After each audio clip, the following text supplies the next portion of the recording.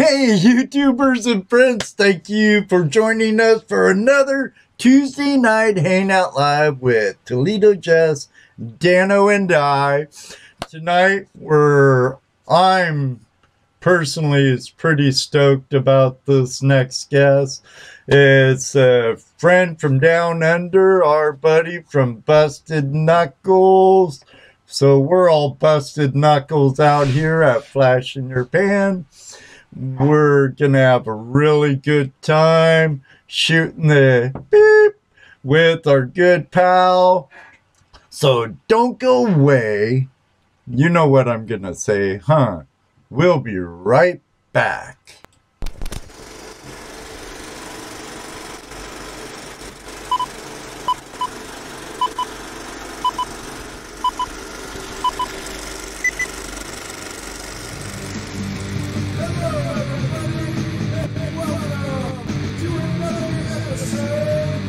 Tuesday Night Hangout Live. Tuesday Night Hangout Live. Tuesday Night Hangout Live. Tuesday Night Hangout Live. With your hosts, Ann Higelmire, Toledo Jess, and Dano. Tuesday Night Hangout Live is a classic old hand production.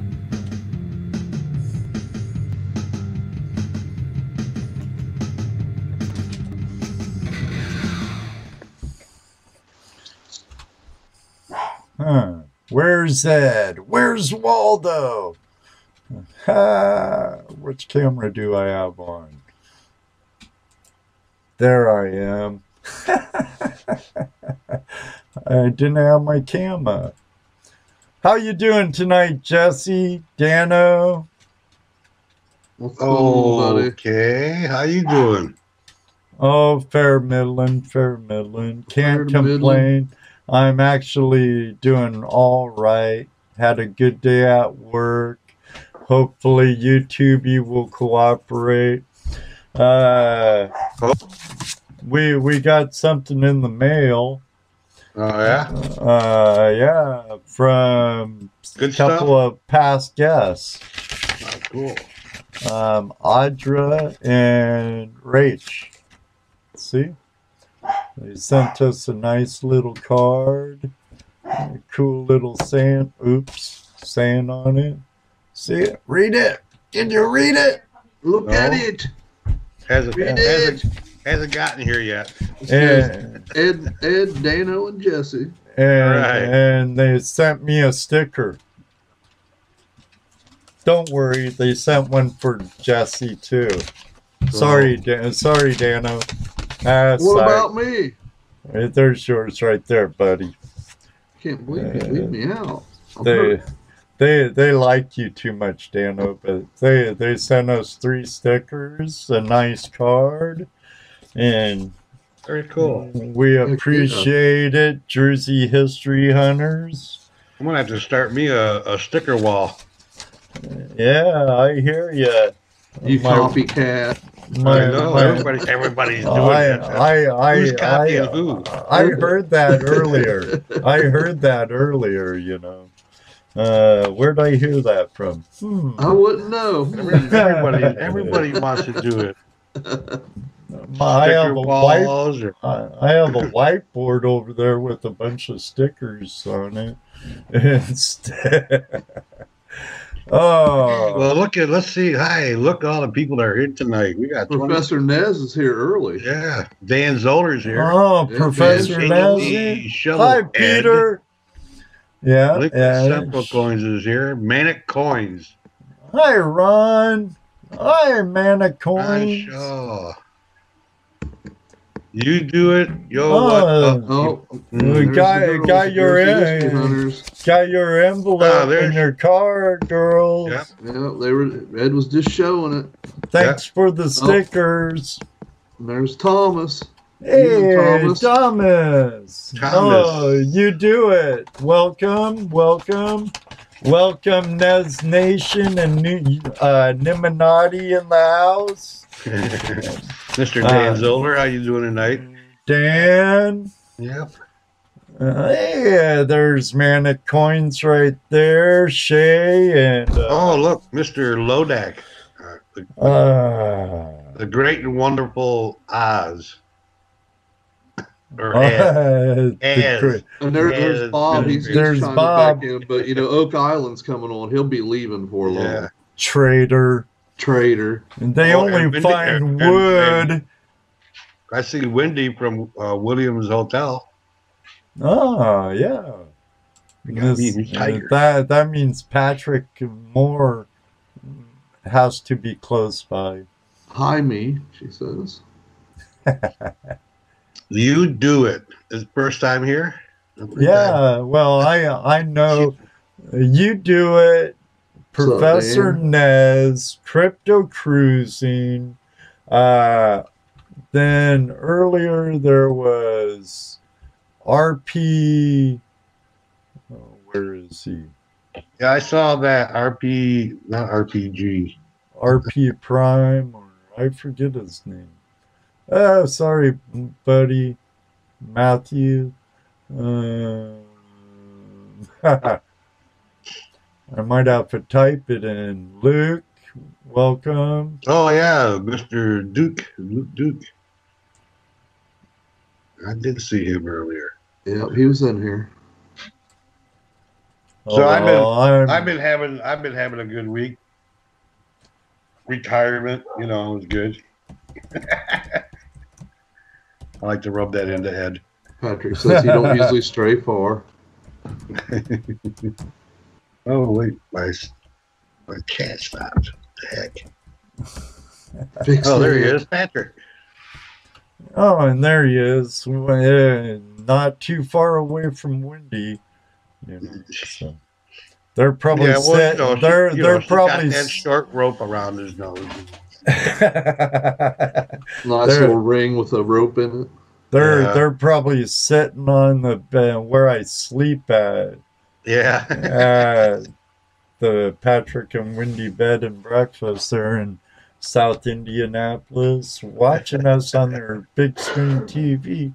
How do you like the background for our guest? Oh, cool. Pretty cool. Yeah. Pretty cool. Muzzleloader deer season, huh? I'll get one. All right. Ready for muzzle loading. Nothing gets better than Bambi on the grill. Mm-hmm. When you talk PETA to me, that's people eat tasty animals. Pretty tasty animals? People eating tasty animals, that's PETA. Oh, yeah. Nothing like some good meat. Venison's like rocket fuel, as Teddy Nugent would say. Mm-hmm. All right, well, hey. I ever tell you I met him? Ted Nugent? Yeah. Back when they were just starting off, when he wasn't Ted Nugent, it was the Amboy Dukes. He used to hang around. He used to hang around my girlfriend at that time, her brother. They would come over and hang out. Where, in Toledo? Uh-huh. He's from Ann Arbor, I think. Yeah, up there somewhere around there. Yeah, I think he's from Ann Arbor or somewhere around that area. But the Amboy Dukes and what was the name of the other group? MC5. So you used to hang with Ted. Well, he's a little bit older than me, so Jerry, when you were flopping on in Frisco on Hayden Ashbury, you used to hang with Janice and Jerry and all of them. Well, I used to go watch them every weekend at the Golden Gate Park.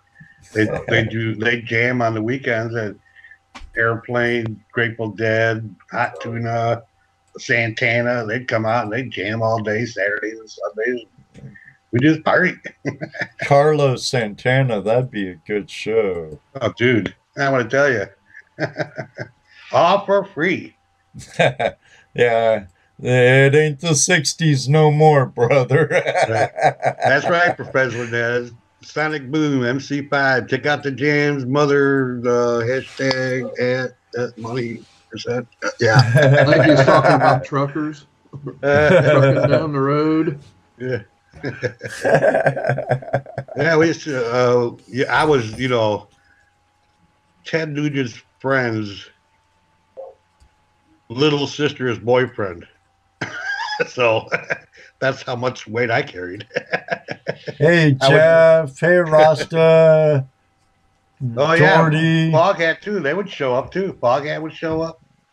Foghat? Oh, yeah. Good tunes. Papa John Creech, he would show up, play his violin. Awesome time, dude. It was good being in your early 20s in the 70s, let me tell you. In the early 70s. I don't know about you, but I was kind of young back then, I was. But I had a lot of good time in the 80s. I had way too much fun growing up in Southern California in the 80s. No, Professor Nez, you're right. Music ain't the same as it used to be. It's no, different. not at all. Which is good and which is bad. I mean, it's good that it evolves. It's not always good where it evolves too, but hey, rock and roll. Oh, yeah, definitely. Before we get on, I'm going to do the same thing as last week, but this time going to try not to give it away anyway. Professor Nez says you're an NSYNC fan. NSYNC? And yeah. Come on. You better be joking. I think I'll call you Peter for that, Nez. No, more like Megadeth, Iron Maiden, Judas Priest, Metallica, Suicidal Tendencies, Sphere, Oingo Boingo, X. What's up, Adam? You just showed up. Beethoven, Mozart, Glenn Miller Band. Hey, Adam. Hey, Eddie. Hey, Yar. Some more Niminati Creator Chaos buddies of mine. But if we get 60 continuous people in here for a spell, we'll be giving away a gram of silver and a keychain with a bottle opener for those who have drink sets. And we have another patron giveaway tonight because we need to catch up because I've been slacking. Hey, too many irons in the fire. Hank Williams the third. No, the senior. Yeah. He's good and junior, but Hank Nez, check out Hank Williams the third. Either his country like his dad and old grandpa, or his punk rock. You might like him. Bob's going to see Megadeth and Ozzy in June. Ah, cool. That'd be a good show. That'd be a good show. As long as Ozzy don't pee his pants on stage or something. Throw a bucket of water in, like keep going. That guy is like 100. He probably uses a bag now. Maybe. All Comes right. out in a walker. Walking on a walker. Let me get the commercials out of the way so we don't totally forget about them. And music, this does relate to gold because a lot of you guys are gold record winners, Oh, true. Do your commercials. We'll mute out. All right. We'll be back with more Tuesday Night Hangout Live with, and our special guest be coming up here in a little bit. But we're going to take a quick break words from some of our sponsors.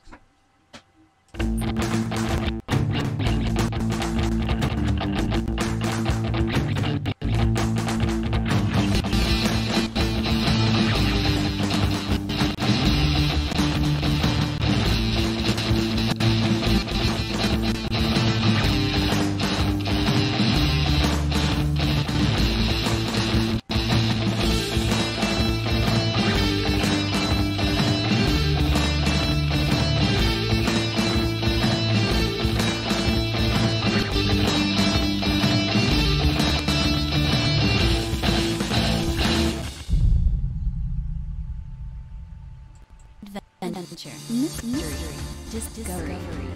Gold is more than a search for beautiful rocks.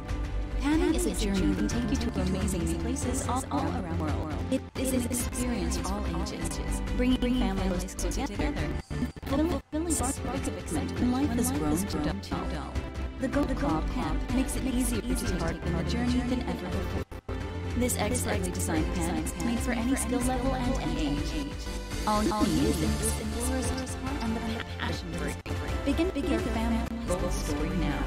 Order your Gold Claw Pan today and see where the adventure takes you.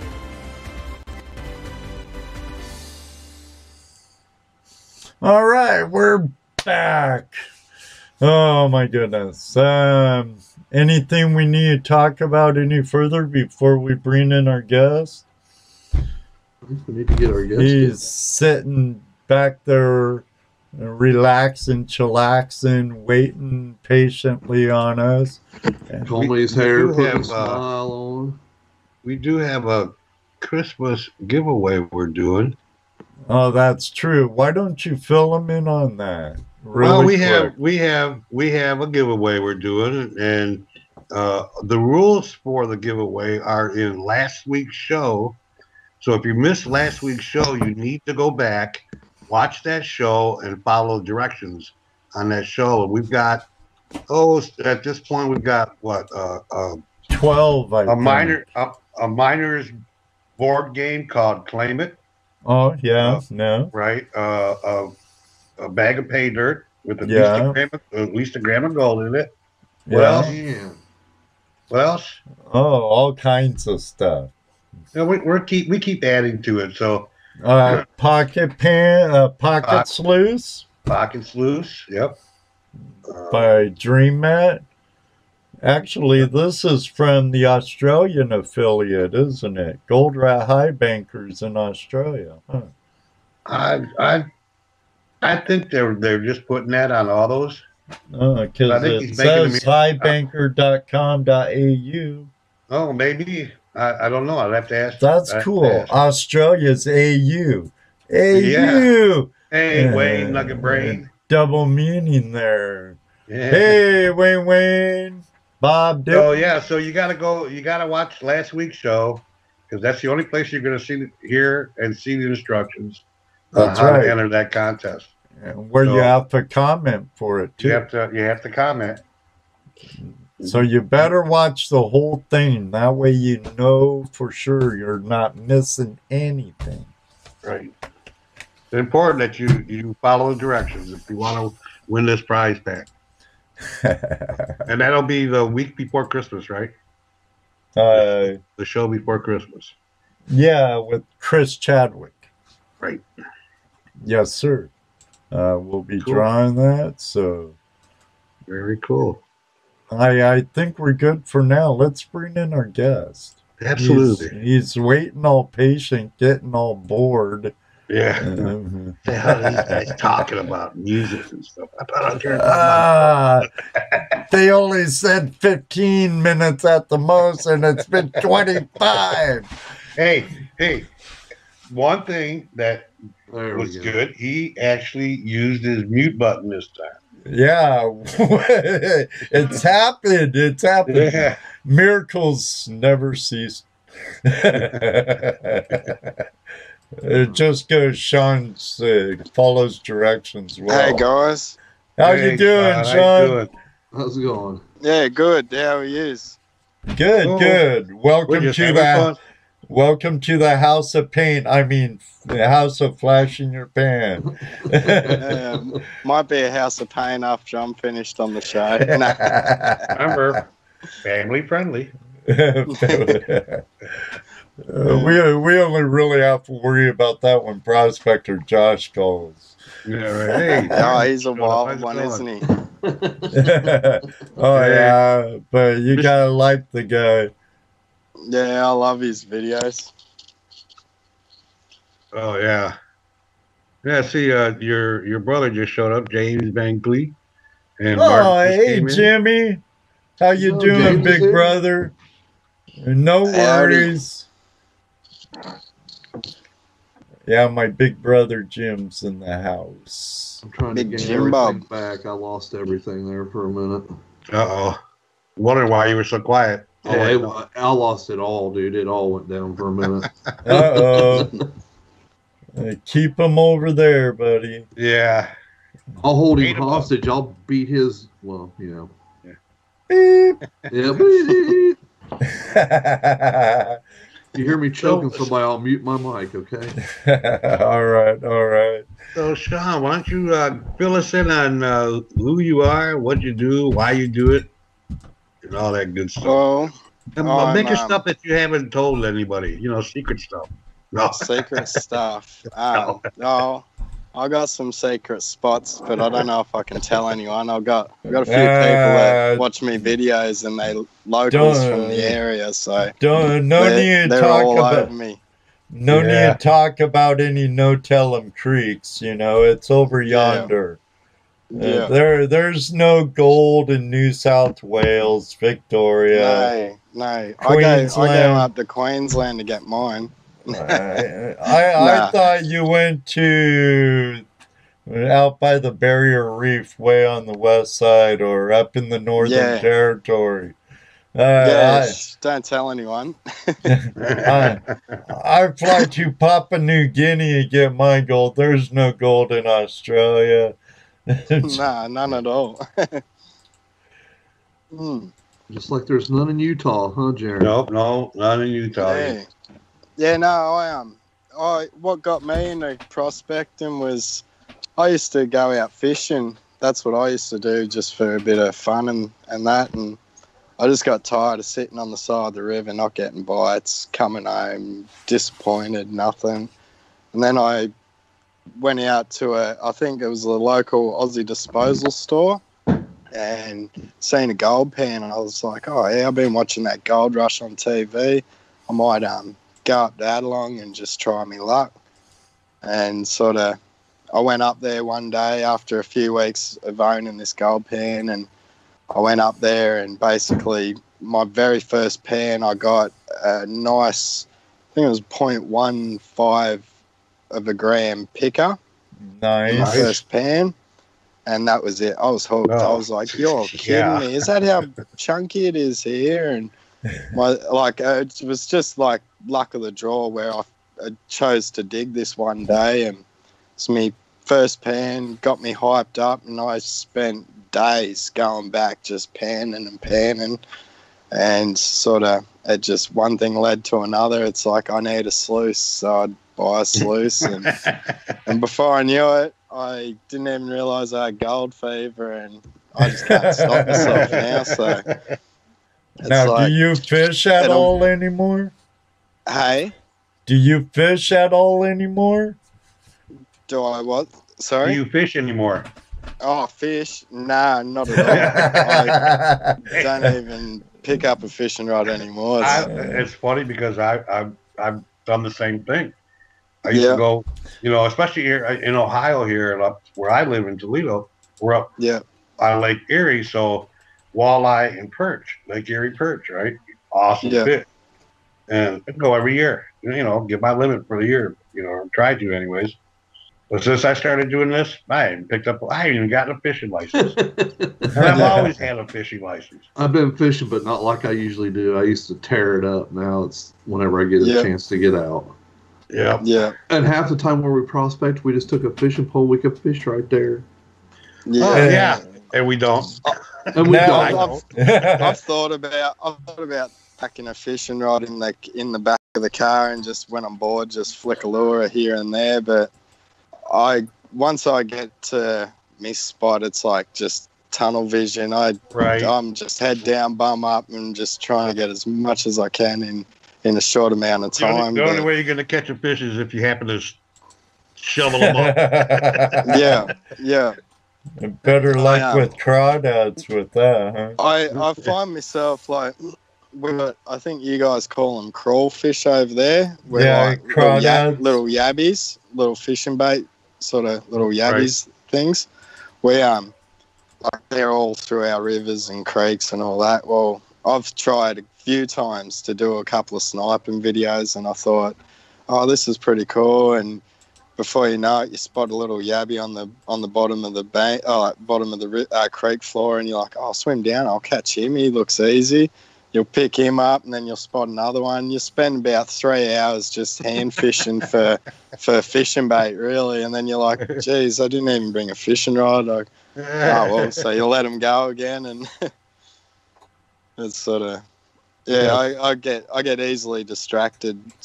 Like, Squirrel? But once I'm prospecting, it's sort of like I'm easily distracted.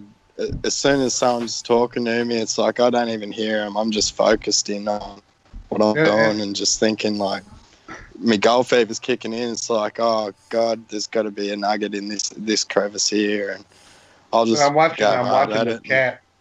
I'm watching the chat here, and everybody's saying the same thing. They had their favorite hobby that they don't do anymore. Like they're doing this instead. Yeah. But what originally got me into doing videos was for about 12 months I was going to Adelong Falls, and I'd literally be there by myself, not a soul in sight. There was like you might get the odd tourist just pull up, walk through, say hi to you while you're doing your thing. And I was absolutely shocked at how much chunky, coarse pickers I was getting in my pans, and then I'd watch other YouTubers and from different areas around Australia, and not one person I could find was doing videos from my area, and I just thought, bugger, I'm just going to film a video and upload it, see where it goes. And before I knew it, Dave Buckle discovered my channel, and he gave me channel a shout out, and then that's when sort of things started really escalating for my channel, and now I've just passed 2,000 subscribers and we're going strong.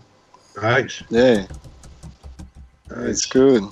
Yeah, I guess we're having some buffering issues again tonight. Oh well. At least you can hear us. Yeah. I can't hear Ed. He's awfully quiet. Yeah. He's probably beating on his computer right now with the mic muted. You son of a... Not again! Yeah. As long as it ain't as bad as that one night, oh my God. With Charlie Reiser. Oh, we had Charlie on. That was terrible. Hey, Adam. How's it going? I just seen his comment then. There's a few people on today. Yeah, everybody out there. Golden Peter Reviews. Martin, yep. David Villa. Yeah, David Villa.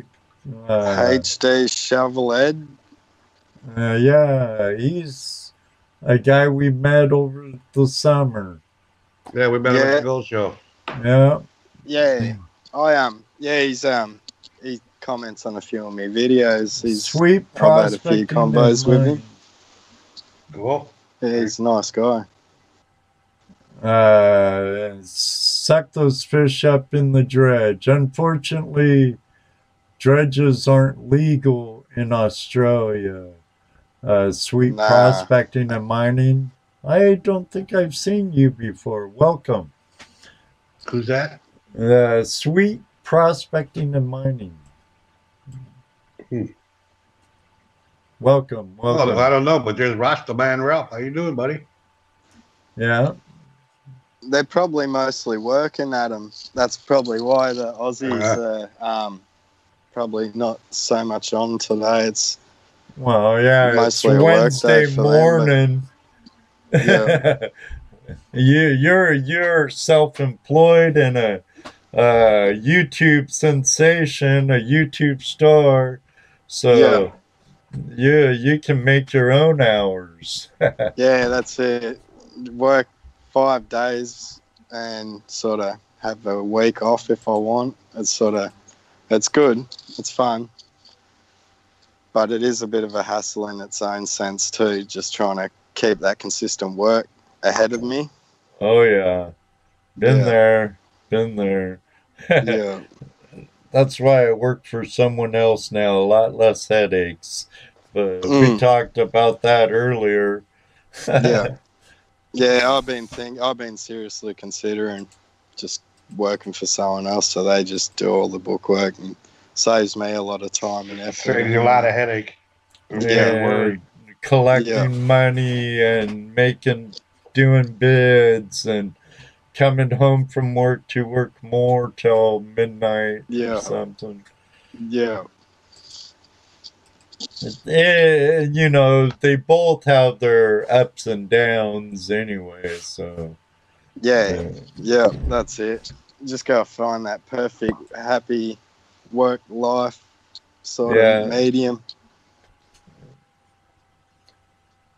Sorry about the buffering, everybody, but bear with us. No, I guess everybody's buffering. I'm buffering here. Mine keeps freezing up too.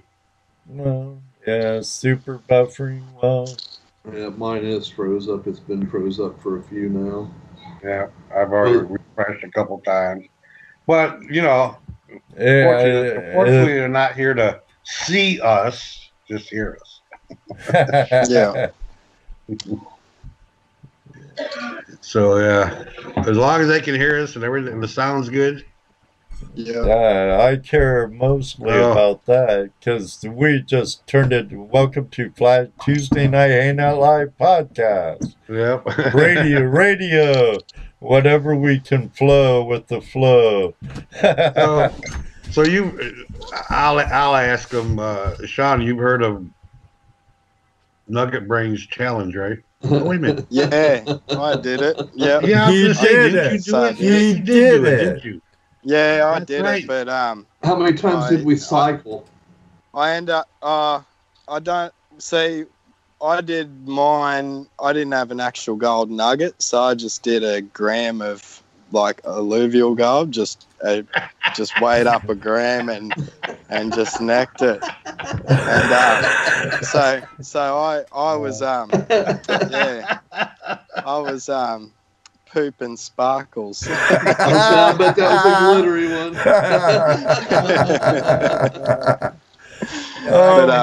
But so I could only do my cycle just down. I couldn't redo it again.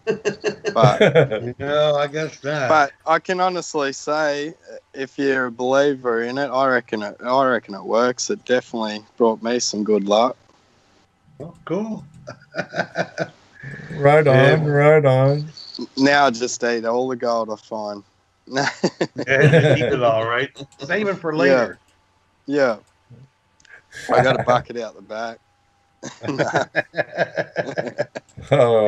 think that's the hard part.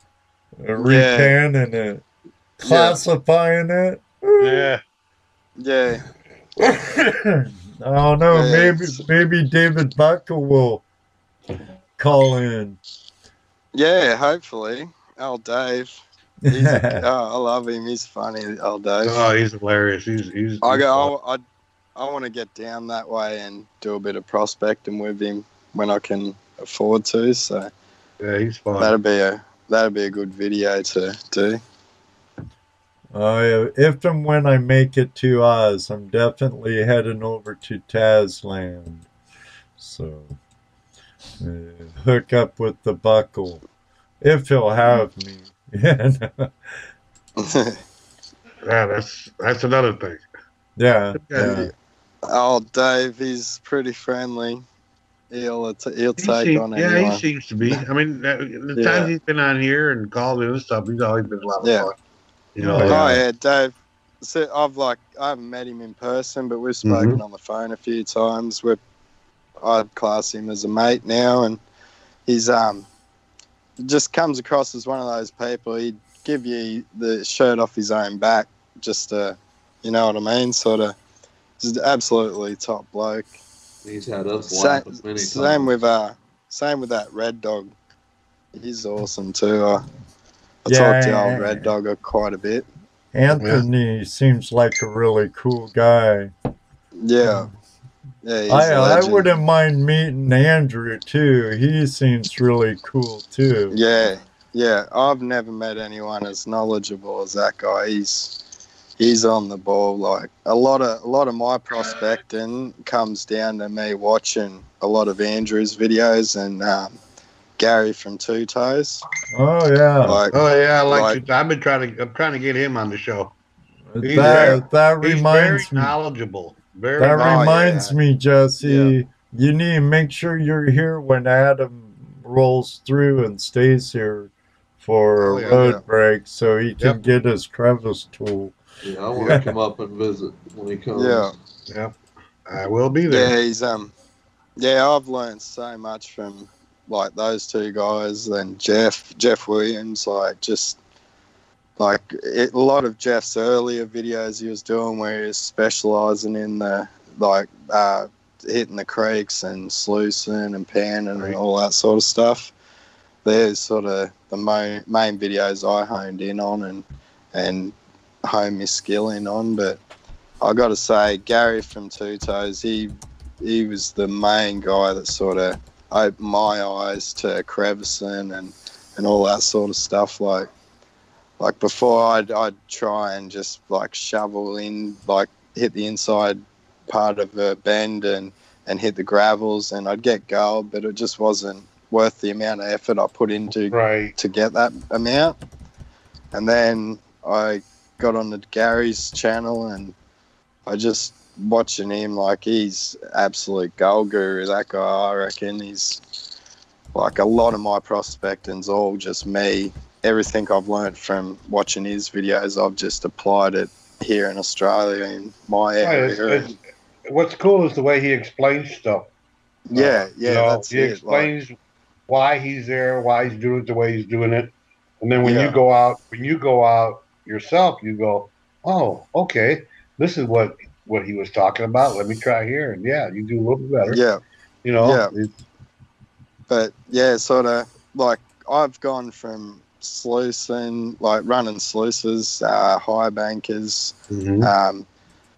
and after sort of coming across like my area and hitting the crevices that I hit, I've absolutely tripled my gold take for the day. Like I can get more gold from just crevicing than I can running a sluice, and I don't even have to pick up a shovel. Like I think, like, I can't believe how easy this is. Like it's just sitting there on the bedrock and it's sort of like bugger this. Like I only ever carry a pan with me now these days. Like once every blue moon. Like the other day I thought I'd whip out because I've got one of the gold rat sluices as well. It's a friend of mine's, and I thought I'll whip that out, take it out there and just put that in the creek and give it a run.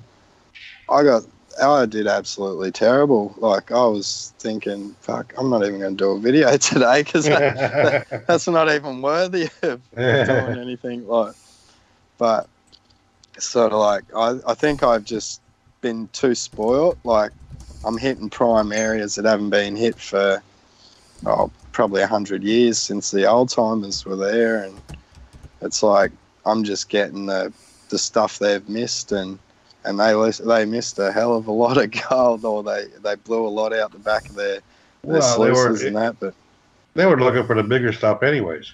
That's it. They weren't concerned with trying to find that fine stuff that we look for here.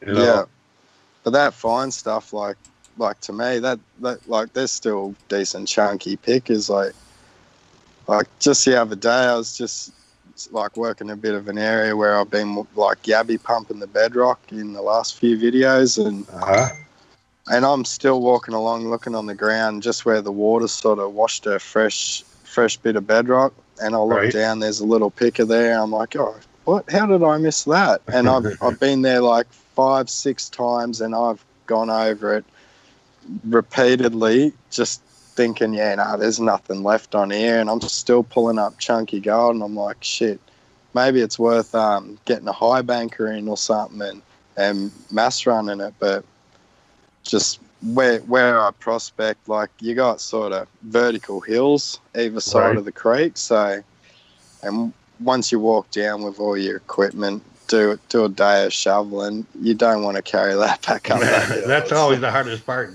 getting out, because you wear yourself out, and you got to carry everything back up. Yeah, that's it.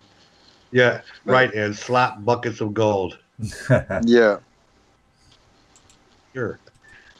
But I like with us here in Ohio, most of the stuff that, I mean, we do have bedrock, exposed bedrock and stuff. A lot of our, we got to dig in the creeks, you know? Yeah. I know you guys, you can't dredge. What other kind of restrictions do you have? We're not allowed to use powered equipment to create surface disturbance in any way. Like, as in, I can't hook a generator up and power up a winch and drag a big boulder out of the road.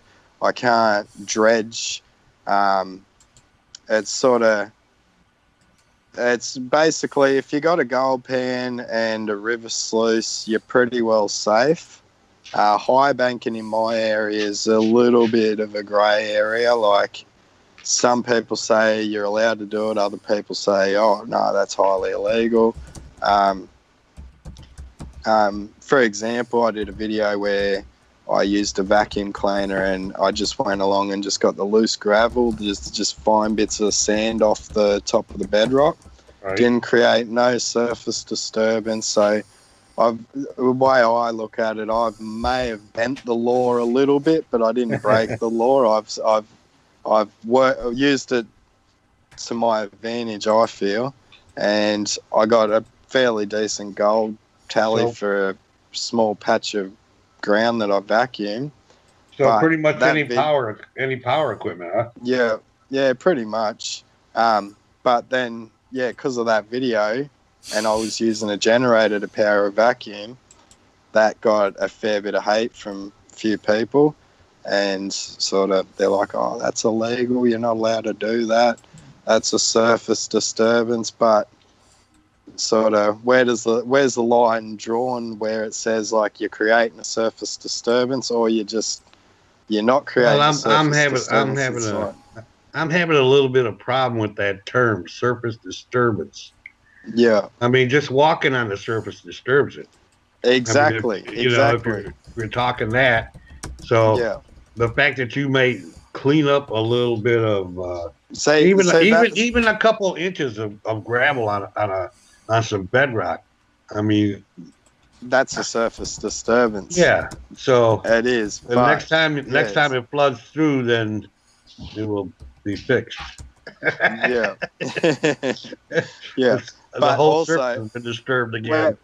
Well, that main law is in place, so basically they don't want people to come in and pretty much surface disturb by actually digging deep holes, moving big boulders and just pretty much making a mess up the creek. To me, that's what a surface disturbance is. But like you're saying, if you walk across some grass that hasn't been walked on before and you squish that grass down, that's a disturbance. Kick up some dust. You know? Yeah, if you're carrying a generator and it's powered on and you're walking across that, you know what I mean? Like, is that breaking the law? If you've got a gold pan and you maybe running lights to like shine down on the ground, you know what I mean? Like, is that breaking the law? Or there's so many different ways you could work around it, I feel, but well, that term itself is just it's stupid, isn't it? Me. Yeah. It's a stupid thing. Yeah, it's such a vague rule. Yeah. I mean, because here's the reality of that. You can go into your creek, dig a 10-foot hole, 6 feet deep. Yeah. Dig it, get all that material out there, get all that good gold out of there. Yeah. I know a lot of people don't say, cover your hole and all, and that's well and good. There's nothing wrong with that. But at the same time, if you don't, you know that the next flood that comes through is just going to fill it back up, move everything around. In fact, you won't even know where you've been. You'll have to try to figure out where you were last time because it's all different. And anytime, every year you go to a creek or a river, and it's different. It's things that move. Surface disturbance.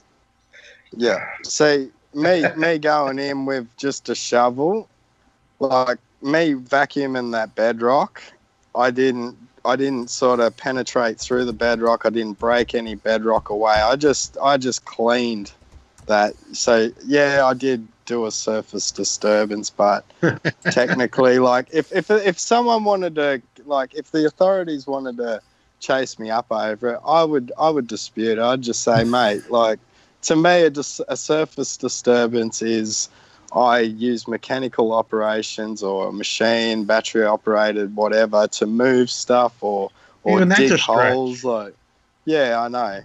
It's but they're our laws. Like, it's mainly to just for dredging. Really, it's to stop people dredging. You're not allowed to dredge is the main thing. It silts up the creeks they claim, and a lot of it, like the areas I prospect in, are national parks. So they got like even stricter laws in those areas opposed to a state forest. Right. So a state forest, I'd be able to go in, run a high banker and do that sort of stuff.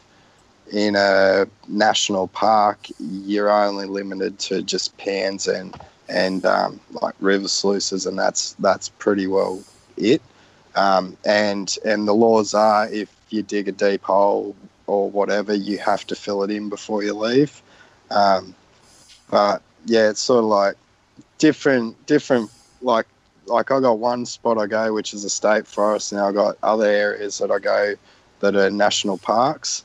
So them national parks, I'm only using me pan and just sort of crevicing and all that, and maybe sluicing. But the state forests, I'll be sort of busting the bedrock up, getting down, getting all that good stuff that's been sitting there for a long time, and yeah, I sort of really get to work in those state forests. But and here in the States, it's actually,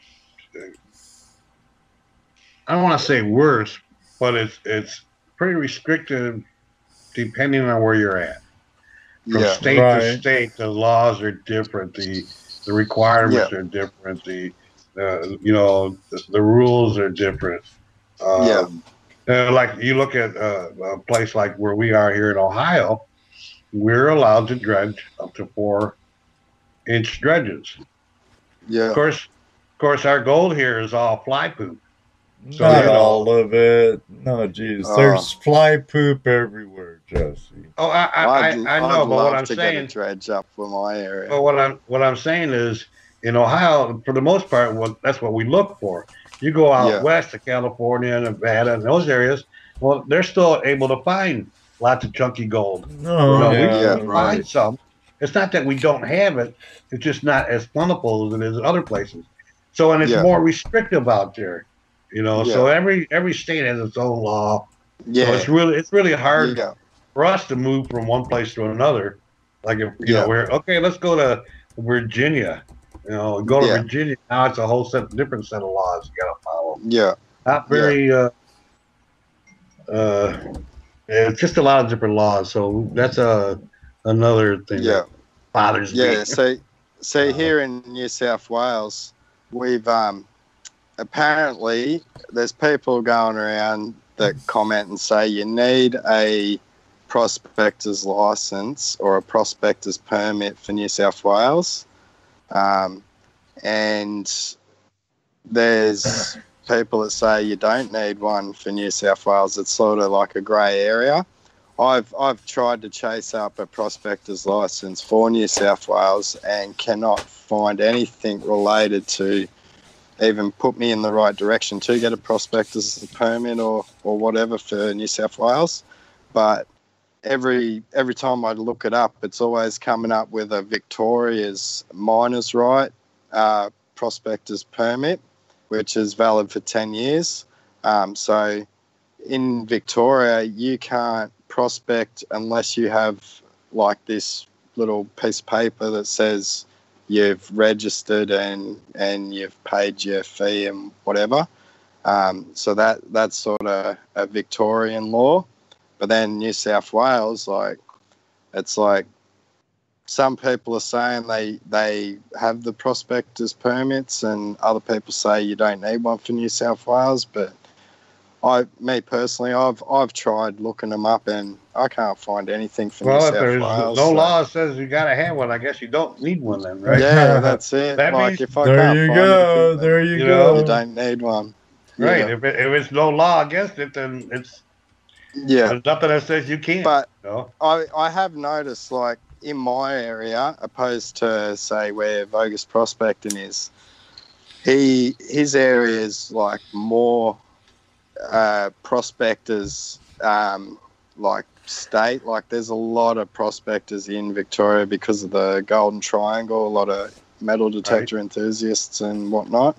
But where I'm at, there's nothing like the Golden Triangle for people to go and find nuggets like what you do down there. You're in Ohio like us, huh? Yeah.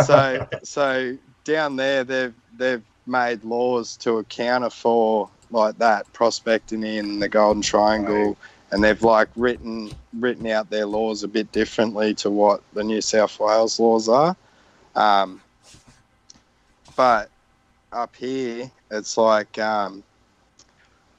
for example, like in Victoria, you'd have to carry your miner's right everywhere you go. If you're out bush prospecting, you have to have that on you, present at all times. It's like a fishing license. That's a lot like Washington. Here in New South Wales, like I was saying, like it's sort of a mixed opinion on whether you need a prospector's license. I have never had a prospector's license for New South Wales, and I prospect in national parks and state forests and that, and I've had national park officials come up, pull up, approach me. Oh, hey, mate, how's it going? You getting gold? And you're like, oh, yeah, I got a little bit. And you just get talking to them. And by the end of the conversation, they're sort of trying to encourage you to dredge and do, like, the stuff that actually is illegal. And you're like, mate, that's illegal, isn't it? And they're just shrugging their shoulders like, yeah, but who's going to catch you? And you're like, mate, you work for the guys that are you trying to, like, bait me here or what's going on? Like, but it's sort of, it's not as a common hobby around my area as what it is down Victoria way. Right. I think that's what's given my channel such a big buzz. Like, people have never heard of Adelong or the town of Adelong or Adelong Falls, and then here I am just doing my little videos showing people the amount of gold I get and the chunky gold I get. And it's like, since I started my videos, like, I can't even go to Adelong Falls on a weekend without someone like following me around and stalking me and thinking, what's going on here? And then by the end, lead to that question. And then by the end of it, you're like, by the end of the day, they work up the courage to come up and say hi, and they're like, oh, what's your videos, man? We learned a lot from you. And like, oh yeah, cheers, thanks. Like, so it gives you a big buzz, like when people are starting to recognise you for it does doing something you like and like enjoy doing. So it's fun. Be careful though. Sometimes there's some people out there don't like even though they're putting themselves out there, out in front of millions of people. You can't approach them because they freak out on you. Yeah. Nah, I'm not one of those freak out guys. I actually ran into someone like that. I just talk to people the way I like to be spoken to, and if someone come up, oh hey mate, how's it going? I'm up for a chat. Like my biggest drama is I get talking too much, and then my day goes and I go home with no goal because I was talking to people for a couple of hours. And I'm glad I don't have that problem. Yeah. Hey, Wolfie. Wolfie just showed up. How's it going? And hey, Wolfie. In the woods with Wolfie. And Brian. Brian, yeah. Brian just showed up. As long as you can hear, it comes green and stuff. On my end, I show green. And my CPU is working a little hard at 24. Oh, wow. This time I'm dropping a few frames, which I've never dropped frames before, but I'm dropping frames. So it might be, I don't know, but I'm getting a new tower, or a tower with a lot more RAM, and it's made for stuff like this. So hopefully, see what happens. We'll see what happens. If that doesn't help it, then we might have to change times. Yeah, because it is prime time. It is prime time. Now leave YouTube and go to podcasting and cure the whole dang problem. No, oh yeah, true, but then we'll be like several others where doggone it, I want this to work, Dan. Oh, I know what you're saying, buddy. I know what you're saying. So Tazzy from Tazzy Adventure says you can use anything as long as no fuel motor is on in Tasmania. So electric pumps, electric pumps with batteries. Yeah, Tasmania is a little bit different as well to New South Wales. Apparently, you're not allowed to use certain length sluice. I believe I'm not 100% on that. I think you're not allowed to use a river sluice over a meter in length or something. I could be wrong on that, but I do recall something silly like that someone was telling me a while back, but I sort of thought that's a bit stupid, isn't it? Yeah. That's too long. You're not letting any gold get away. Yeah, that's it. That's pretty much the motto the Australian government sets for the laws. I don't know about you. If you can make a living off gold prospecting, they're going to make a law to stop you doing it. Right. Or make you pay for it. Or make you pay for it, yeah. I'm not a recreational prospector. I don't catch and release. So I catch and release all the fine gold, but I've been told by a few, like I got a couple of subscribers that have met up with me at Adelong, and they've come up and stayed for a few days at Adelong there, and they've said like, oh mate, you don't understand how spoilt you are. Like, you live a 50-minute drive from the gold fields, and this is your playground. Like, check this chunky gold out. And I'm just like, all right, you must have it hard done by down there. Like, what sort of gold are you getting? Oh, it's all just absolute flour gold, just like fine dust gold. And you're like, I'm thinking, geez, I don't know if I want to go down there, but it's sort of like, I'm curious to just prospect everywhere. Like I'm dying to get down to Victoria. It's a different skill to pan that fine stuff. It is. That's a whole different skill. You got to be a little bit different. That's why we say here in Ohio, if you can pan the gold here in Ohio, you can pan anywhere. Yeah.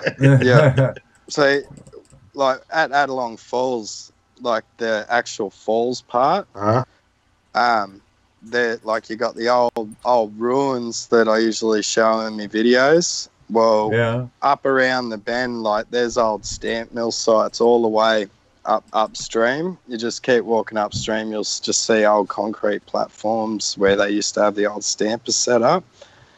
Well, that's where I usually go and get all my powder gold. Like when I feel like just getting a heap of powder gold and playing around with it for a week and a half or 2 weeks, I'll just go there, run my little rocker box for a couple of hours and get maybe 2 grams of gold. And this is all powder gold. And but it'll take me literally 2 weeks to pan that out. Just playing around with it, like do a few teaspoons one day, and it'll take me an hour just to pan that every little speck of gold out of it. But I still, to this day, I'll go to where I dump me tailings, and I still get gold. You need to get yourself a gold claw. I've got gold claw. Since I was actually going to say, since I actually got the gold claw, that's all I use for my cleanups now. It's an awesome little pan. That it is. It's definitely.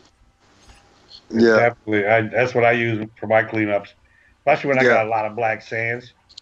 You know. Yeah. When I was talking to Klint, he was telling me that he's in the process of designing a larger pan. Mm-hmm. And I can't wait to get my hands on that. Like, my biggest problem is I can't fit enough material in my Garrett Super Sluice, so I need something. I need something massive, and Klint says that he's gonna deliver on something big. So you got a front and motor size. He has something in the works. Yeah, something you need a two man to operate. Right. I use mine. I classify mine down when I get down to I got just a ton of black sands. I just use that. Yeah, it makes life so much easier. Oh yeah, even if I just get a couple lines in the back, at a time when I'm doing it, that's fine because I clean it up and it's clean, and I redo it again. I get a couple more until I don't get any more. You know, like I just finally got done with a bucket that I've run on 2 or 3 different things. Yeah. In fact, yesterday I was running a bucket of some material that I had that actually came from Pirates Cove. Right? Yeah, right. And that was the last time we were there. So because I've been building some hoseless sluice stands. Where all these little cleanup sluices I got now. And I ran this stuff over the Dream Mat, and I'm looking at it, and I'm going, wow, look at all this tiny, tiny little gold. And I've already run this material 2 or 3 times. So that's why I don't get rid of it. And I know I get another piece of equipment that's going to do a better job. Get to what I missed.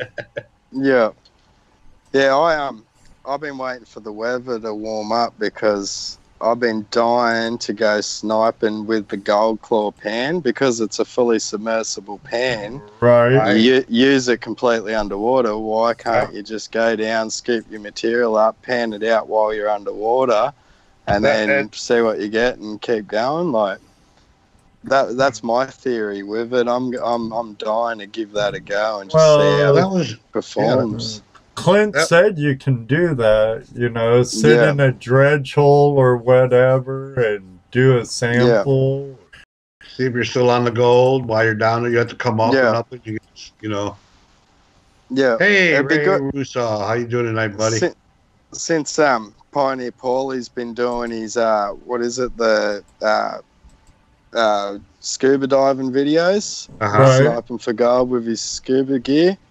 He should get himself a gold claw and just sit underwater panning out his material as he's sniping away. Like, and it's really cool because you can do that. You can. Like they say it's like more than just a pan, but you don't realise it is actually more than just a pan. You can use it for so many different things. Like at the moment, I've been using mine for cleanups, like just like you, just doing me black sand and just getting all that gold out of me concentrates and like if I plan a day where I'm just going to go sit on the side of the creek and just dig crevices, I'll take the gold claw because, like, how much material's in a crevice, really? Like, you could fill one crevice worth of material up in the gold claw and just pan it out. And boom, boom, boom, you're done. Run it. Yeah, it's sort of...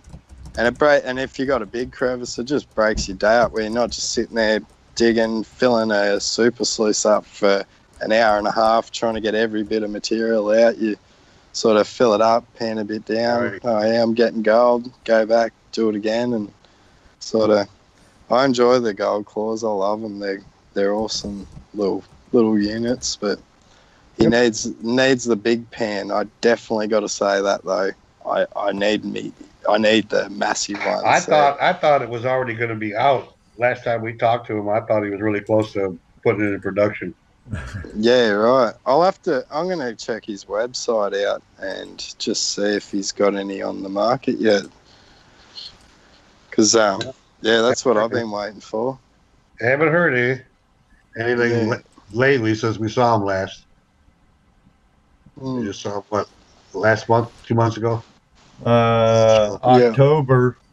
October, right. Yeah. Now, how many people have come up to you, Sean, and say, I know you. You're Busted Knuckles. Oh, jeez. Like what? In how long since I've been doing my videos, or in the last few months? Since I've been doing my videos, I'd probably say maybe 20 people. I'll give or take a few. Sort of hard to say, but I do notice, like, when people recognize me, before they approach me, they just stare me out, and makes you feel a bit weird. Like, you're like, I wonder what they're looking at. Like, do they hate me or what's going on? Am I doing something I shouldn't be? And then by the end of the day, they'll approach you and, hey man, are you such and such? And yeah, sort of. So what's been the weirdest place that's happened? The weirdest, most unexpected. In the main street of Adelong, I come out of the takeaway store. Oh, okay. I was eating me battered sav, and I was walking along, and this bloke, he's like, "Oi, I know you." And I thought, oh shit, what have I done? Like, he sounded real angry, and I'm like, oh, what? And he's like, you do videos, don't you? And I was like, yeah. And he's like, I'm the bloke that finds all the nuggets around here. Jumps in his ute and drives off, and I'm like, okay, that's weird. That was probably the weirdest one I've had. Yeah. I actually heard my granddaughter bragging to her friends that I do YouTube videos. Yeah. Oh, yeah. I tell everyone, I'm always plugging my channel. I hear you. Carry cards, pass them out. If it comes up at work, I got stickers posted at Adelong Falls at the lookout on the little information signs. I've just put little Busted Knuckles stickers there. Oh, that's a good idea. Yeah, free advertisement. Yeah. Got to promote. Yeah, that's it. So, what kind of things you got on your gold bucket list? On my gold bucket list? Oh. Where to start? I want everything. I want all the gold. You got a metal detector laying there next to you. I got the Gold Monster 1000. I got it a couple of months ago, but after like the first week, I had it leaning up against the car after using it for the day, and a big gust of wind blew it over, and I busted the actual coil where it plugs into the device, so my coil wasn't connecting. So I had to send that back. It took me a few weeks to get the new coil sent, but got that all sorted. So I'm pretty keen to get out and so any kind of special rules or anything for metal detecting? Any rules? Yeah. Like, can you disturb the surface with your metal detector? At least in your state. The main common sense thing, the main thing to do is just fill your holes in. Mm-hmm. Like, they don't care if you're digging little holes and that, as long as you just leave it how you found it is pretty much the motto. But yeah. Right. But, what about our buddy Ray Russo just asked, or he made a comment. Someday he's going there to look for opals. You find a lot of gemstones there? Actually, before I got into gold prospecting, I went up to Lightning Ridge where the red on black opal is. Like, it's one of the rarest opals you can get. And I've done a bit of opal mining up that way for a few weeks there with a friend in their mine, and spent another week or so just hitting the specking fields, like all the mine dumps where the miners would dump all the material they pulled out of their shafts, and we just go specking. And yeah, I've actually, the last few weeks I've been sort of looking into purchasing a opal claim, because they're only about $300. Really? And yeah, about $300 to get a 50-meter square claim. And like, you can, for about 10 to 15 grand, you can purchase a fully set up functioning opal mine, which chances are it's probably been all mined out, but like, that's sort of how cheap they're going for. Like, you could get set up to a 3-day course for your opal mining, and so you can do your, like, I think it's a confined spaces course and just a 2-day course on just pretty much how to dig your shaft so you don't so you can prevent the cave-ins. Don't kill yourself. So there's still, I mean, is there still a lot of area that you can claim out? Yeah. Oh, there's tons. Like from I think it's Cooper Pedy, like in South Australia. There's big opal mines there. You can get claims at all through Cooper Pedy. What about gold? Not so much gold around the opal fields. Okay. Like, I'd say you might come across something. Like, they say gold's everywhere, but it's predominantly opal. Like, you got a better chance of getting opal than gold in that particular area. But yeah, you definitely could go up there and live, like, quite comfortably just specking for opal. Yeah. I did it for a week and made a few $100 doing it. Cool. What about places like we have pay to dig places here? They got a lot of that there too. Paid to dig. Yeah.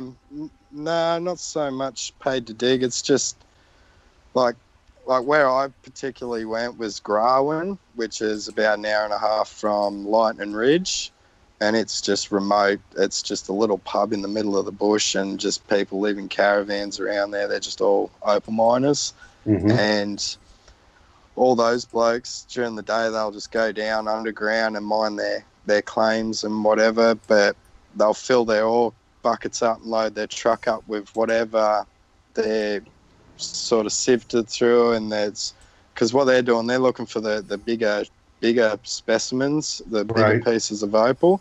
So if they're getting little tiny flakes and little chips, they're just going to throw it out, and it goes to the dump truck, and then the dump truck full, it'll go up to what we call the specking field, which is just a dump where they'll drive up, they'll dump their material, and then they'll drive off and go back to their mine. But then you'll have a lot of elderly people that are retired who travel Australia in their Winnebagos and whatnot. Well, they will camp around these specking fields, and during the day when it's not so hot, they'll get out with little water bottles and just spray the dirt and just noodle through it and just pick out little specks of opal, little bits of colour, and they'll fill up jars with it. And then once they've got their jars full, they just go into the jewellers into Lightning Ridge and just sell it off to them. And is there value in those little pieces too? Yeah, bloody oath. That's how I was making my money. Yeah. Because we went into a shaft and done a bit of mining, and it wasn't really, we weren't really getting anything. We're just getting a lot of potch, but no colour in the potch. So me and my mate decided we'll just go up to the specking fields and all the opal dumps, and we'll just go specking around and noodling and just see what we can find. And I had a jar maybe about that big, little Vegemite jar, and it took me maybe 4 hours to fill it to the brim with just little chips of opal. And then 2 days later, we took those jars in, and I got $180 just for one jar. Wow, that's just selling it to the jewelers, because they'll make little jewelry pieces out of it and that. Right. And a lot of it is pretty good quality opal. That's just the miners, they want the big chunky stuff. That they want the big money. Off. Yeah, that's it. It's sort of similar money. to gold prospecting. Like Right. the old timers come through, they wanted the big stuff, and now the little prospectors are coming in and getting all the little slim pickings that the other guys are throwing out, and Right. just sort of goes around like that sort of thing. Yeah. But it is fun. I do enjoy opaling, but it's just an 8-hour drive to get to the nearest opal field for me. So that's like once every blue moon kind of thing. Right. But yeah, That sounds like a lot of fun. yeah, it is. Like our opal, like we do have opal in, I think, Tumbarumba, but it's more in the rock. It's actually in the rock form. You got to break the rock open, but it's not vibrant, bright, opally looking opal that you're used to seeing. It's like I don't know, it's more of a potchy, dull, milky kind of, and then you'll just see little bits of colour through it. It's nothing flash. I don't even get excited over that sort of opal, but up Lightning Ridge and around Cooper Pedy and Growan and all that, that's the place to be for opal. So what other minerals, gems you guys have out there? In tomorrow we got a heap of that devil's dice. I was out there in tomorrow. Devil's glass? Devil's dice. Oh, okay. Yeah, it's just like a naturally formed rock. It's like just little squares. Just looks like a bit of dice, but it's black. Okay. It's, I think I got some actually. Yeah, I got some over here somewhere. It's pretty cool to find that sort of stuff. Where I prospect in Adelong, there's just unbelievable amounts of black sand. Like it's a nightmare for black sand up there. It's very volcanic activity sort of area up there. So is your black sands magnetics? Yeah, a lot of it where I am. Like it's like you get a scoop full of sand and there'll be tons of black sand in that. So that's why the gold claw, I like it so much around my area. Just makes that short work for those really heavily mineralized areas. Yeah, I like I said, I use my claw all the time, especially doing cleanup. I mean, well, right now for us, it's winter time here. You're just not coming into summer, right? Yeah. I'm just sitting in front of the aircon at the moment. It's bloody. It's definitely warming up.